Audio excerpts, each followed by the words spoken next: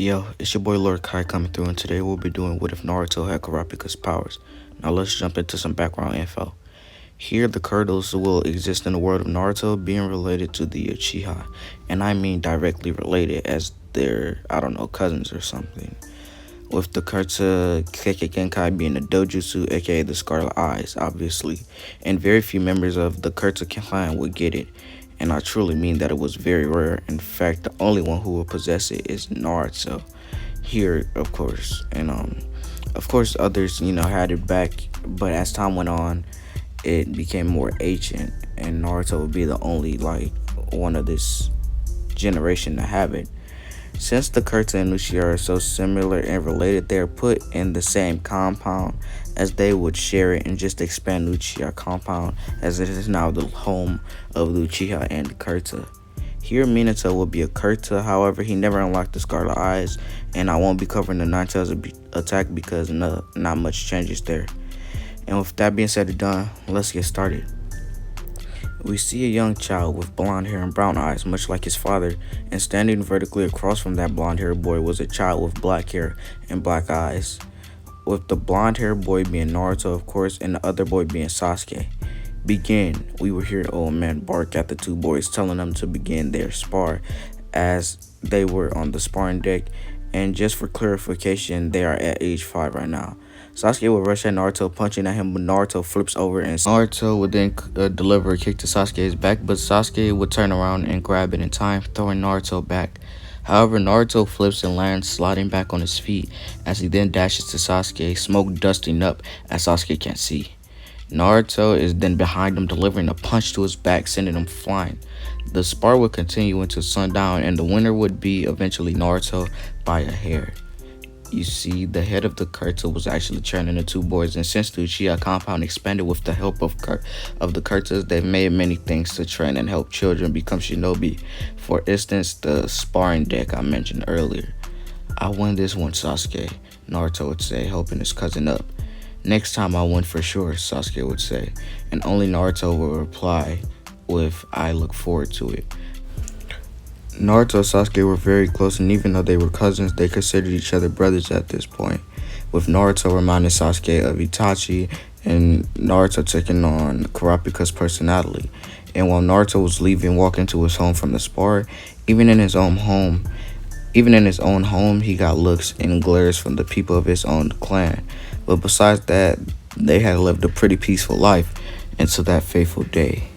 We fade in to see Naruto and Sasuke sitting at the academy at age 8, sitting next to each other as they begin to talk, as the fangirls just eye them down while they pay them no attention. Iruka will walk in, however, telling them to settle down, and he would then begin to teach the class. Now we time skip to after class, and Naruto and Sasuke are about to walk back home together. However, while they are walking into the start of the compound, they already notice it's oddly quiet, but they think that everyone just must be asleep because they're kids, until Naruto spots a body, as his eyes will widen and he would yell, "What is it, Naruto?" Sasuke would then run to check on his cousin, only to see what he has saw having the same reaction. Naruto and Sasuke would then run, and the more they run, they begin to see more bodies and dead people, limbs and guts and blood all over, as Naruto immediately runs into Sasuke's house, with Sasuke to check on his aunt and uncle and big cousin being Fugaku, Mikoto, and Itachi. However, the two boys will see a scene that horrified them. They see Itachi himself standing over Fugaku and Mikoto with this blade pointed at their throats. "Itachi, what are you doing?" Sasuke would say, scared to face the reality, while Naruto had faced it head on, feeling a whirlwind of emotions. "Itachi, drop the blade." Itachi would then go on to swing his blade at Fugaku and Mikoto, and Naruto's fight or flight kicked in, you could say, as his eyes morph colors, turning into a beautiful shade of scarlet, as he dashes at Itachi, and Itachi just kicks him into a wall. And Naruto then watches the only people who cares for him and doesn't give him looks and glares gets decapitated by his older cousin. Sasuke's Sharingan would then activate as he gains his first Tomoe in one eye and second in the other, passing out from all the stress. Naruto, being scared for his life, would then grab Sasuke, throwing him over his shoulder, running out of the house, fearing for his life, as he sees multiple people jumping from rooftops, coming out of buildings, underground, running around slaughtering his people, as all he can do is cry and run.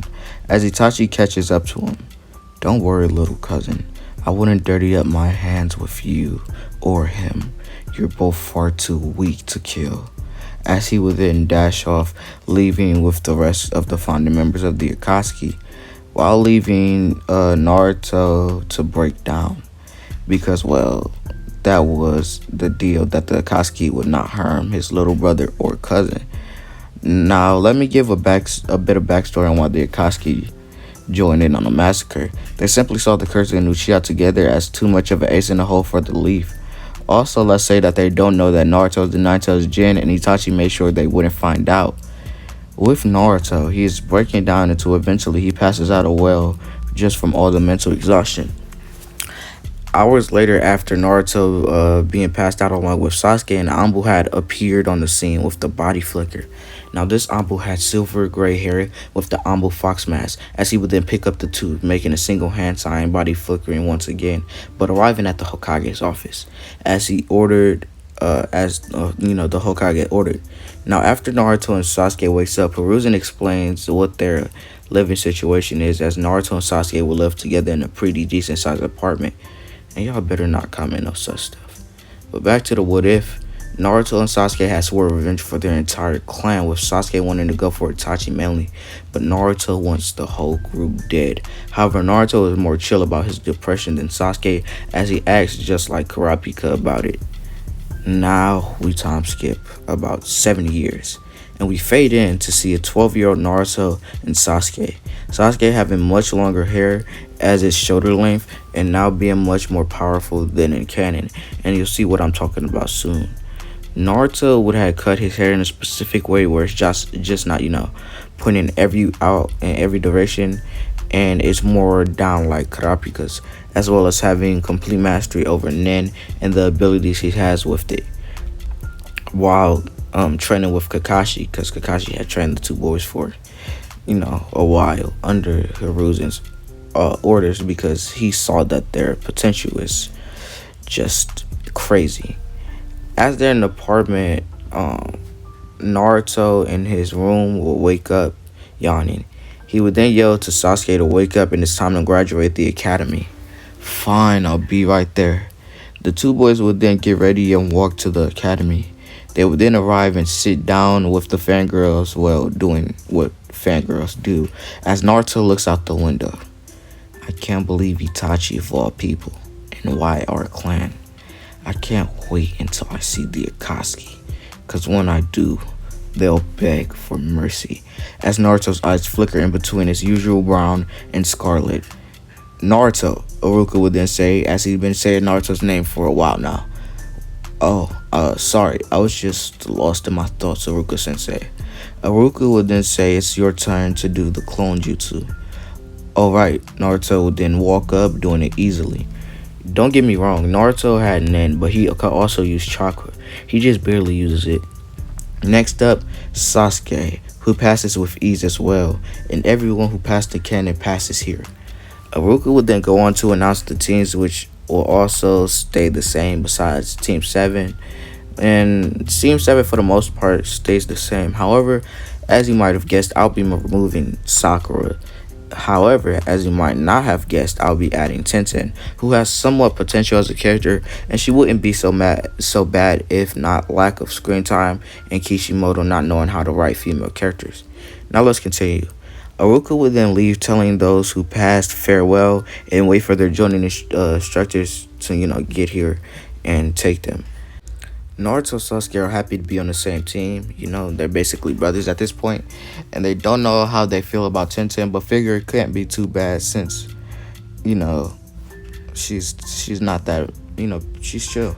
But sad for Rock Lee and Neji, this also means Sakura will be on their team. So yeah, have fun with that.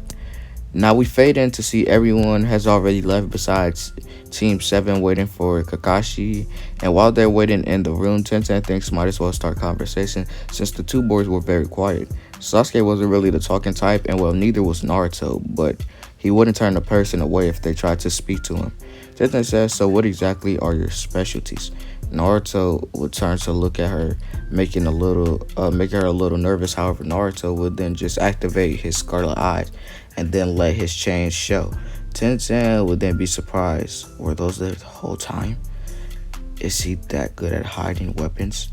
Tensei would then say that's pretty cool, and Naruto would smile and then say I appreciate the compliment, which will make Tenten smile. Now this is where their Jonin instructor will walk in, and Sasuke will then say, "So, it's you, Kakashi." "Indeed it is. You boys grown up from the last time I saw you. So you're not an Ambu anymore," Naruto would say.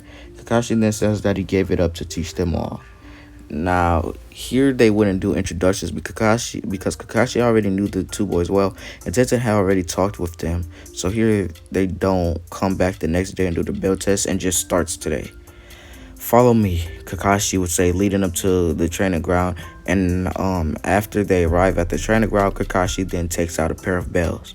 "These are bells, and they'll be on my belt. If you want to pass this exercise, you have to take one from me." Now, without hesitation, Naruto conjures his ninjas, throwing them at Kakashi as Kakashi jumps back, dodging. "I didn't say starts yet. Hesitation only leads to the death of a shinobi. The battle started once you said it'll begin." Kakashi then smiles and says that it's on then, and however, instantly Sasuke jumps off Naruto's shoulder lightly taking out a kunai, infusing lightning nature and it actually clashing with Kakashi. However, Kakashi eventually overpowers him, sending him back. However, Sasuke flips on his feet, landing. Whoa, these girls on a whole different level, Tenten would think. But she doesn't want to be left behind, so she quickly takes out kunai and shuriken, throwing them at Kakashi from a fair distance as he is blocking all of them with his kunai. However, Naruto dashes in, punching Kakashi, and Kakashi clashes with one of his punches, and Naruto would then throw his chain, grabbing Kakashi by the arm, throwing him back, and while Kakashi was in mid-air, Sasuke kicked him into a tree. Pretty good teamwork, you three, Kakashi would say, standing up. "But now it's time for me to get a bit more serious," he would say, opening his ninja pouch, putting the book back in there. "Now, come at me." Naruto then speeds to Kakashi, using an enhanced nin fist, punching at Kakashi, but he blocks with his hand, which bruises his arm. Kakashi wondering what the hell is that power. Sasuke then comes from the high ground, kicking at Kakashi's head, but Kakashi ducks. Tenten actually runs in with her sword and is about to point it at Kakashi's neck, but he substitutes out of it as he's in a tree. They work pretty well together," she says, while watching them talk to each other. And out of nowhere, Kakashi sees both Sasuke and Tenten speed off into the trees and bushes. "What's their plan?" Kakashi would question, and Kakashi would then speed out of the bushes, going in to kick Naruto, figuring his guard was down. However, Naruto would backflip, dodging barely, and Kakashi speeds after him, punching, and Naruto blocks this, but it sends him flying into a tree. He then gets up and says, "You may be more powerful than me, Kakashi, but I've been holding back," Naruto would say, activating his scarlet eyes. Kakashi attempts to move but feels something around him, something like chains. However, he can't see them because he doesn't possess Nen or Gil. Naruto then reveals the chains, making them visible again, saying, "When you rushed in and punched me, I had wrapped my chains around you mid-air. They cancel chakra and they can't be broken." Naruto would then use Emperor of Time, healing his arm that was badly hurt from that punch Kakashi landed. Healing himself, Kakashi would be shocked. Naruto would then say, "I could probably beat you here, but then that wouldn't be good teamwork, now would it? Do it, Sasuke." And Sasuke would then sees a fireball coming at him as he gets hit with it because, he can't move from Naruto's chains. And it was the fireball matched the sword from Tenten, and the sword took his bells right off his belt and pinned them to the ground. "So Kakashi, do we pass?" Kakashi then smiles and then looks at Naruto with flying colors. And that's why I'll be ending it off, guys. Hope you like, comment, subscribe. This was kind of more of a part 0 to see if you want to see more of this series, because last time I did something kurapika related, it didn't do too well. Same with last time I did something Naruto related. This video might do really bad, but I'm glad I made it. Anyways, I hope you like, comment, subscribe, and I'm out. Peace.